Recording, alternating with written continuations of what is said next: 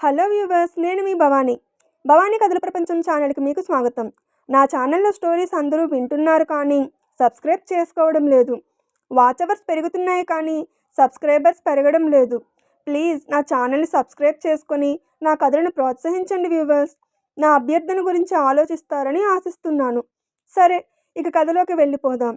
కాల్గల్ విభిన్న ప్రేమ కథ 20వ భాగం. తీర్థ పాత ఇంటి ఓనరమ్మ నాగమ్మని ధ్రువుని చూసి, ఎవరు కావాలి బాబు అని అడిగింది. తీర్థ కావాలి అని చెప్పాడు. ఆ అమ్మాయి వాళ్ళ నాన్నను హాస్పిటల్లో జాయిన్ చేశాక ఇల్లు ఖాళీ చేసేసి వెళ్ళిపోయింది. ఇప్పుడు ఇక్కడ ఉండడం లేదు. ఎక్కడ ఉంటుందో నాకు తెలియదు అందామే.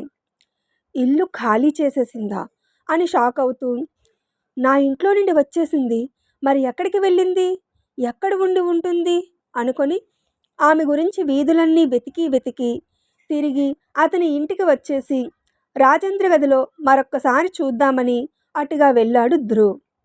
అప్పుడే టేబుల్ మీద పేపర్ వెయిట్ కింద ఒక పేపర్ రెపరెపలాడుతూ కనిపించింది.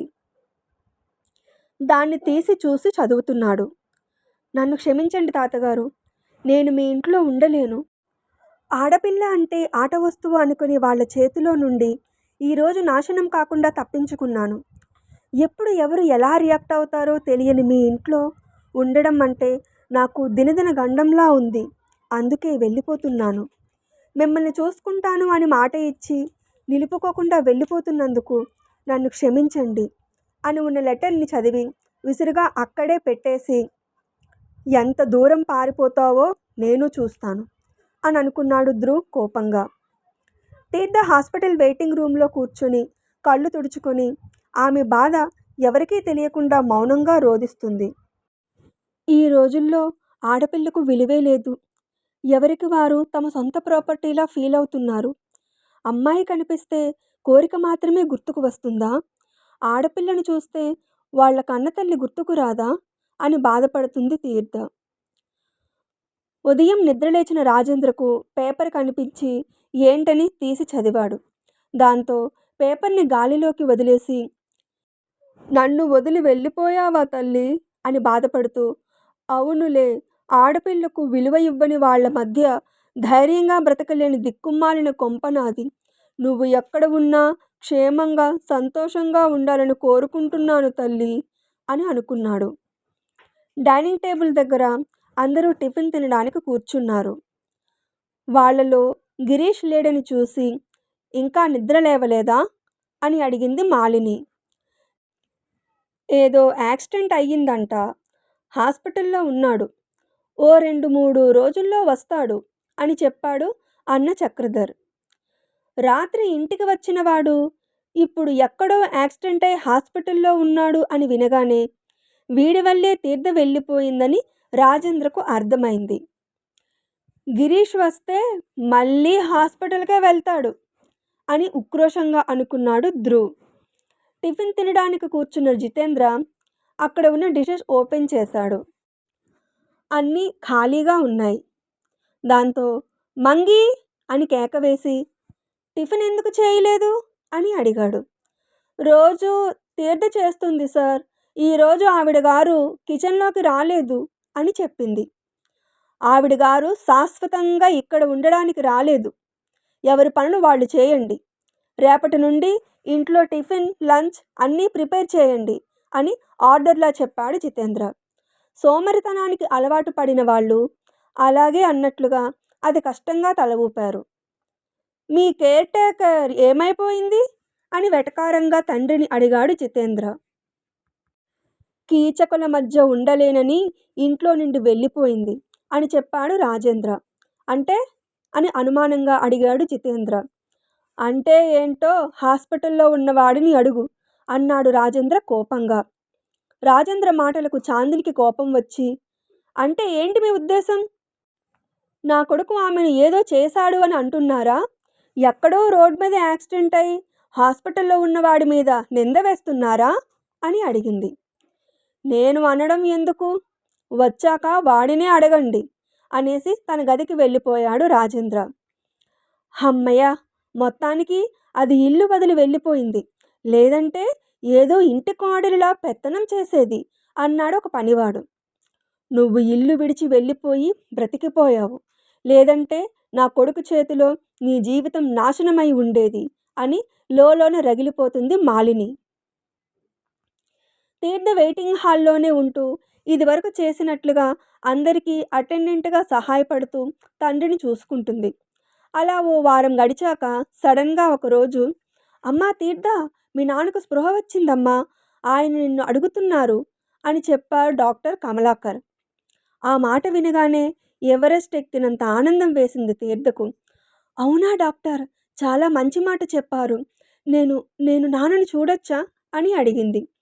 తప్పకుండా వెళ్ళి చూడమ్మా అన్నాడతను. అంటే నేల మీద పాదం మోపనంత వేగంగా పరుగు పెడుతూ శంకరం ఉన్న గదిలోకి వచ్చింది తీర్థ. అమ్మా తీర్థ, నేనెక్కడ ఉన్నాను? నన్ను త్వరగా ఇంటికి తీసుకుపోమ్మా. ఈ సూదులు, ఈ మందులు చూస్తుంటే నాకు భయంగా ఉందమ్మా అన్నాడు శంకరం. అలాగే నాన్న, నువ్వు కళ్ళు తెరిచావు, నాకు అదే చాలు. తప్పకుండా వెళ్ళిపోదాం అని డాక్టర్ దగ్గరికి వెళ్ళి, thank you doctor, thank you so much అంది ఉద్వేగంగా. నాదేముందమ్మా, అంతా నీ అదృష్టం అన్నాడతను. నాన్నను ఎప్పుడు ఇంటికి తీసుకెళ్ళిపోవచ్చు అని అడిగింది ఆతృతగా. ఇంకా ఇప్పుడే మన లోకంలోకి వచ్చారు. ఓ వారం 10 రోజులైనా అబ్జర్వేషన్లో ఉండాలి అన్నాడతను. సరే, ఈలోపు అద్దెకు ఇల్లు కూడా వెతుక్కోవచ్చు అనుకుని తండ్రి దగ్గరకు వచ్చి, నాన్న నువ్వేం కంగారు పడకు, నేను ఈ గది బయటే ఉంటాను. నీకు జ్వరం వచ్చింది, అది ఇప్పుడు తగ్గిపోయింది. కానీ నువ్వు చాలా నీరసంగా ఉన్నావని ఓ 2 రోజులు ఉంచి పంపించేస్తారట అని చెప్పి కాసేపు ఉండి ఐసీయూ బయటకు వెళ్ళిపోయింది తీర్థ. శంకరాన్ని చెక్ చేయడానికి కమలాకర్ వచ్చి, ఎలా ఉన్నావు శంకరం అని అడిగాడు. నేను బాగానే ఉన్నాను డాక్టర్, నన్ను త్వరగా డిశ్చార్జ్ చేసేయండి అన్నాడు. చేస్తాను, కానీ ఇక మీదట అయినా నువ్వు జాగ్రత్తగా ఉండకపోతే నీ ఆరోగ్యం బాగు చేయడం ఎవరి వల్ల కాదు శంకరం. నువ్వు ఎక్కువగా తాగడం వల్లే నీ లివర్ చెడిపోయి ప్రాణం పోయే పరిస్థితి వచ్చింది. నువ్వు బ్రతకాలని నీ కూతురు ఎంతో తపించింది. నువ్వు ఇప్పుడు బ్రతకావు అంటే అది ఆమె వల్లే, ఆమె కోసమే అని అన్నాడు. అతని మాటలు వింటూనే శంకరం షాక్ అయ్యి, అవునా డాక్టర్, ఏదో చిన్న జ్వరం వచ్చిందని చెప్పింది నా కూతురు అన్నాడు.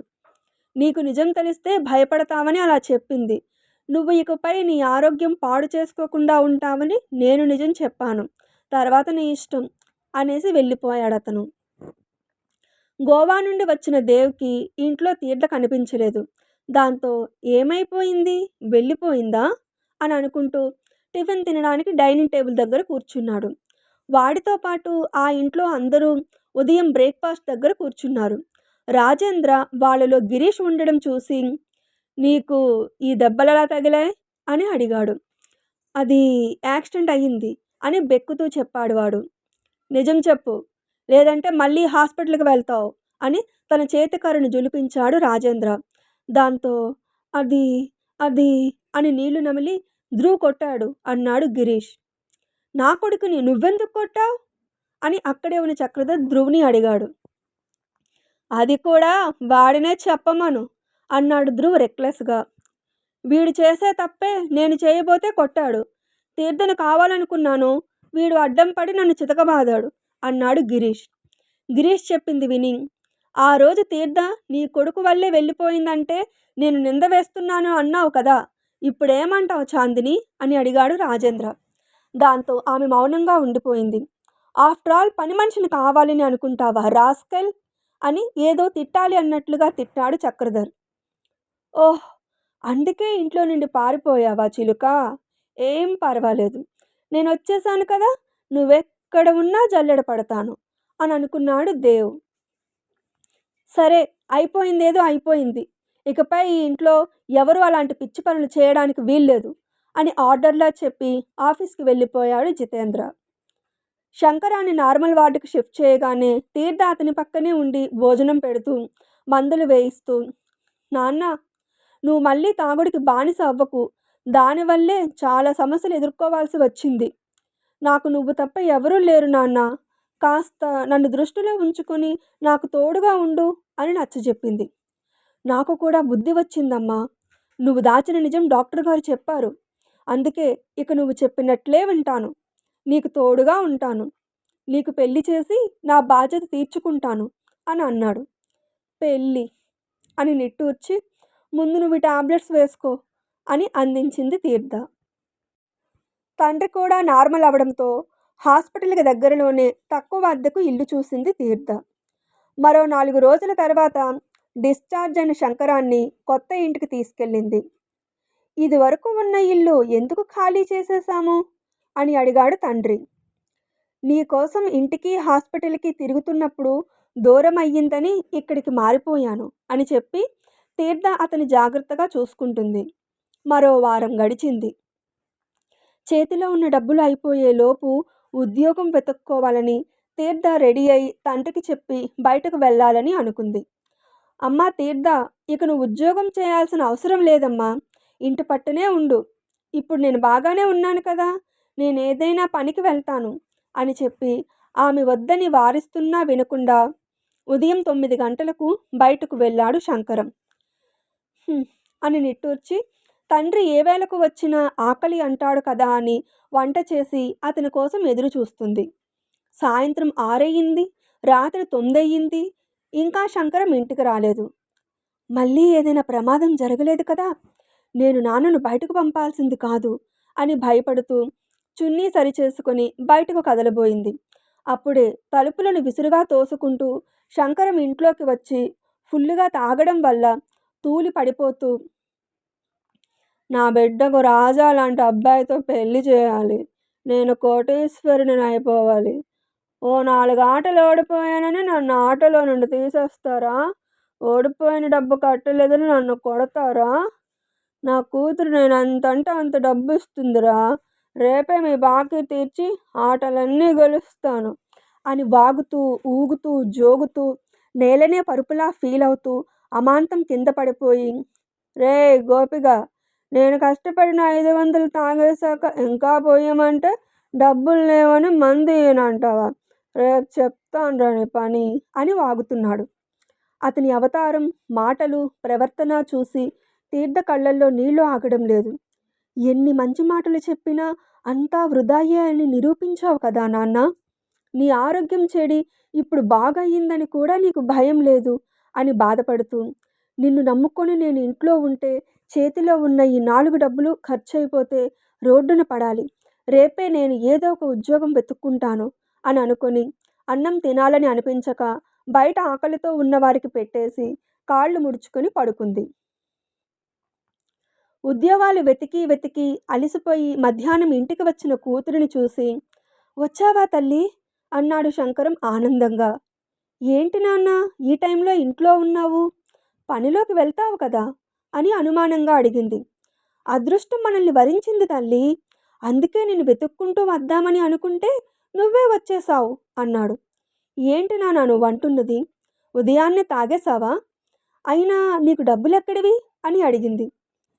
నేనేం తాగలేదమ్మా, నీకో శుభవార్త తీసుకువచ్చాను అన్నాడు. శుభవార్త అని నొసలు ముడుస్తూ అనుమానంగా చూసింది తీర్థ. అవునమ్మా తీర్థ, నీకు ఈ సాయంత్రమే పెళ్ళి అన్నాడు తండ్రి సంబరపడిపోతూ. ఆ మాట వింటూనే షాక్ అయిపోయి, ఏమంటున్నావు నాన్న అని అడిగింది. అవునమ్మా, నాకు ఈరోజు పనిచేసే ఉద్దేశం లేదని బార్ దగ్గరకు వెళ్ళాను, అక్కడ ఎవరు కనిపించారో తెలుసా అని భయంగా అడిగి, మనం విజయవాడలో ఉండేటప్పుడు బార్ నడిపేవాడే సోములు, వాడు కనిపించాడు, వాడికి నేను డబ్బు బాకీ ఉన్నానని ఆ ఊళ్ళో ఎవరెవరికి నేను డబ్బులు ఇవ్వాలో వాళ్ళందరినీ తీసుకొని వచ్చాడు, డబ్బు ఇస్తావా చస్తావా అని పీకల మీద కూర్చున్నాడు, నా దగ్గర పైసా కూడా లేదని, ఆరోగ్యం బాగోక ఈ మధ్యనే హాస్పిటల్ నుండి వచ్చానని చెప్పినా నన్ను కుక్కను కొట్టినట్లు కొట్టి పెట్రోల్ పోసి నిప్పు పెట్టబోయారు అని చెప్తుంటే తీర్థ తండ్రి చుట్టూ తిరిగి చూసి, నీకేం కాలేదు కదా నాన్న అని కంగారుగా అడిగింది.